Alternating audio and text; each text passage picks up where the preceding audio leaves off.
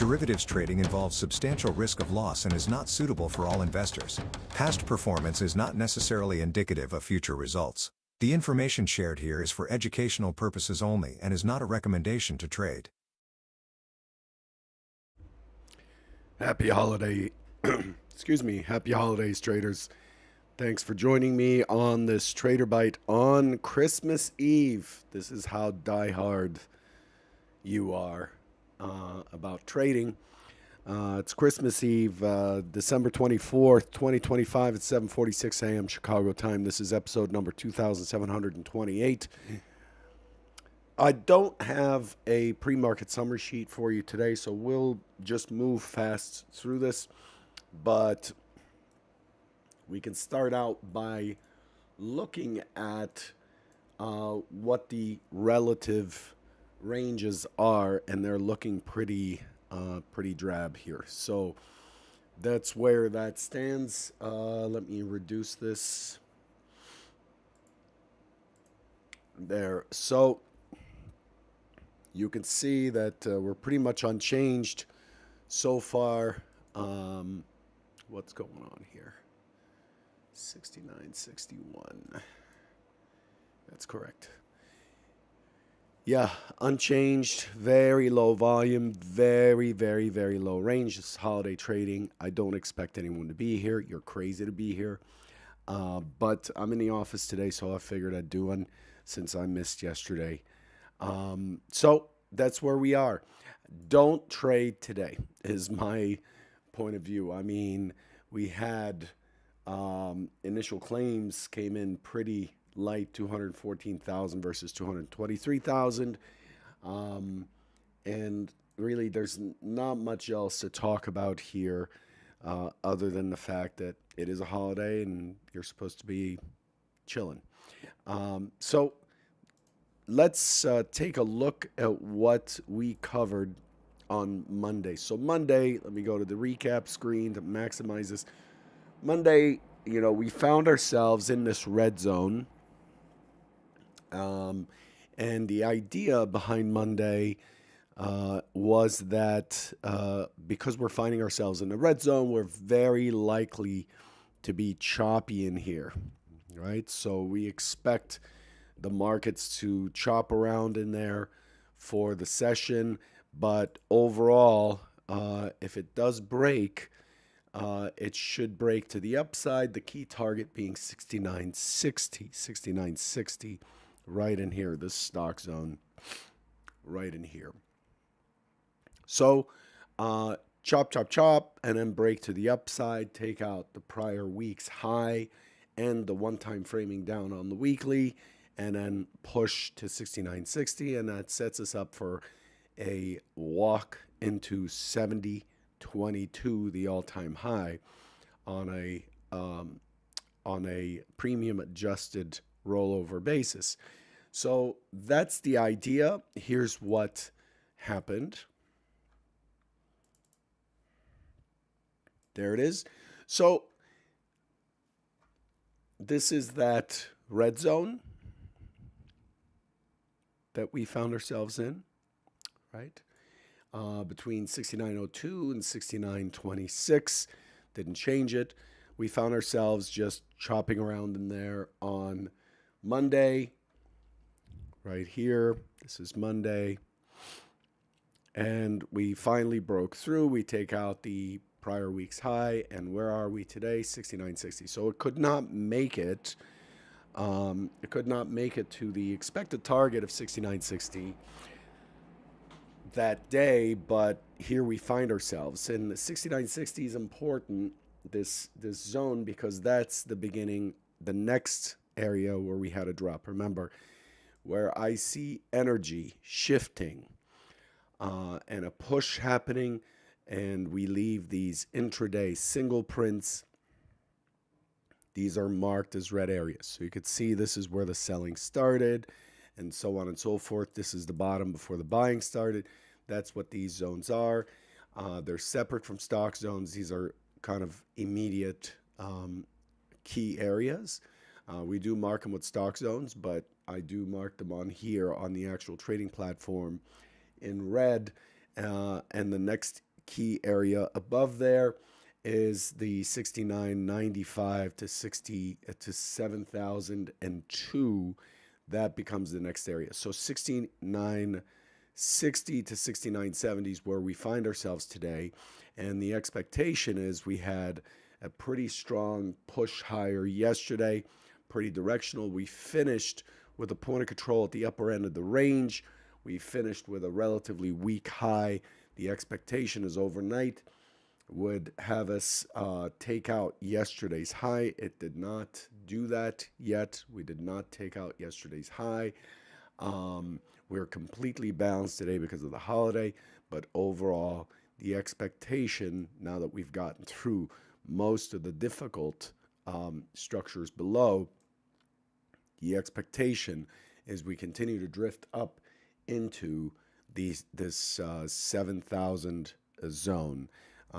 That's what's expected. I don't have any expectations today. I don't plan on doing anything with the market today, but I know many of you are going to be in your seat watching, so I figured I'm here at the office. I'll do a trader bite and kind of warn you, show you where the map is pointing, and warn you not to risk too much. I mean, it kind of sucks going into the holiday here if you observe it, knowing that you traded terribly because, you know, the RRAN, RVOL are just not there. I mean, look how terrible those numbers are.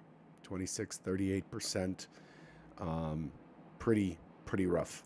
So that's the idea. I'm trying to save you from yourselves. Okay? So again, the bigger picture is very likely to chop around here today, but eventually we're likely to go to 7,000, and then eventually we're likely to go to the Globex high of 70.2750 to take that out. Okay, so that's where we are with the ES and the NQ, very similar buddies. That's why I don't, spend too much time on the NQ. It's the same. They have the same kind of properties.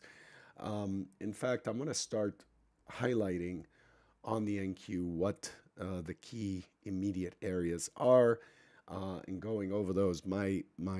Because I'm seeing a lot more volume on the MNQ than I'm seeing on the ES even. So clearly, there's a lot more trading going on over there, and so it could be more relevant to more people versus crude. Here's crude today. Crude has done a pretty good job of holding on to the gap from a couple days ago. So we gapped and we ran. We gapped right here. And then yesterday we had a very clean and clear test down. And then once it turned up, it didn't really look back. The point of control in the middle of the range, right on the upper end of the prior day's RTH range. So it's pretty stable. I mean, if sellers were going to come in, and if you recall on this trader bite, let's move this forward. The expectation on crude is it's very likely to go sideways. See that? The expectation a couple days ago from this. So let me zoom in. Hang on. So we gapped up right here. So we had an opening right there, the gap. And then the expectation is that day's primary scenario is that, right? That's what this shows. Primary scenario is that we would fall from 58.13 and hang out at 57.50. And the actual is we fell from 58.05 and came right back down to 57.60 and kind of held steady, rallied into the close. So perfectly executed. Any interest on the sell side was not there, did not show itself in crude on that day. And then we managed to retest the range quite thoroughly before pushing up. So crude definitely on a bull run now. Next key area is 58.80. But the overall picture for crude is it still has a ton of overhead. This is what crude looks like. We're just basically, we've made it back into this balance zone here. You could see we're right in the middle of the MC point of control of this bigger area. So it's not like crude is just ripping and running away. It's still trading in the 58 handle, and it's still trading in the 58 handle, and it still has a lot of work to do above to break free, right? So it has to get through the 61, 61.50 before we see a potential bull run there. Okay, does that make sense? So that's it. This is a great time of year, by the way. If you do find yourself sitting at your PC looking at trading, this is a great time of year to be pulling up your performance stats, to be looking for patterns in your trading, to be reviewing your error log. You should be keeping an error log. You really should be doing the forensics between today and the new year. You should be doing a lot of forensics on your trading. If you're not, fine, but you could get much farther ahead using the data from this year, at least the last 6 months or so, to detect things like how often, how long are you holding your gains versus your losses? On your losses, what is your time between trades? Does it get compressed, or do you hold your composure? How often have you had an outsized loss? That loss, how long did it take you to gain it back? Did you even gain it back? And an error log is an important piece of that. There's 6 errors that we track. And you should be, if you commit an error, you need to track it. What is the most common error? Are you someone who FOMOs a lot, just gets in before the trade is set up and find yourself too far from your stop and getting stopped out? Is that the type of trader you are, which means you're risk seeking? Or are you the type of trader that's waiting for more and more and more confirmation, and therefore you're risk averse, so you're not following a plan because you think, if I wait, I'm going to get more information and therefore I'll have less chance of a loss. Remember, despite what your intuitive sense might say, more information does not improve the outcome of a trade. The outcome of a trade is 50-50 no matter what you do. But over a large data set, even though the outcome of every trade is 50-50, because you can only win or lose, that's it. It's 50-50. Even though that's the case, over a large data set, you should find an edge in the way you trade if there is an edge. The edge should show up, right? So find out where your process is broken. That's the most important thing you can do. Find out if your process is broken, and then focus on eradicating and killing those errors. That's what's eating your lunch. If you make mistakes and then you're like, oh man, I'm upset, shucks, and then you go away, what's going to happen is you're going to repeat that mistake and go, oh shucks, and forget about it. And the sum of that over a year could be tens, if not hundreds of thousands of dollars worth, depending on how big you trade, right? So in prop, we don't allow that. So again, instead of sitting and staring on, at a dead screen today, take the time to download your trades, analyze them. If you're with Convergent, load them into your CT trade analyzer and look at your errors. Look at where you're going wrong. If you're not doing that work, you're not going to see progress and time is lost. I'll stop preaching. I'm just aiming to help you. I'll stop preaching about that. I want you to do better. Clearly, I'm not going to do another Trader Bite. I'll do one probably Monday and Tuesday of next week, and then that'll be it for the year. Wishing you a safe, fun, and happy holiday. whether it's Christmas you celebrate or Hanukkah or just time off.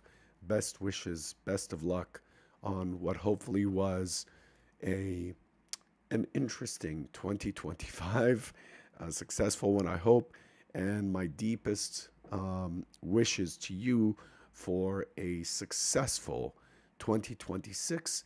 And you get to define what successful is, the key of which is your health, right? Hopefully, your health is strong and you're maintaining good discipline with your health. No health, no wealth. Everything else doesn't matter. You can hear it. You can hear how my voice is so bad. So, wishing you the best for next year. Good luck, and I'll catch you next week. Take care.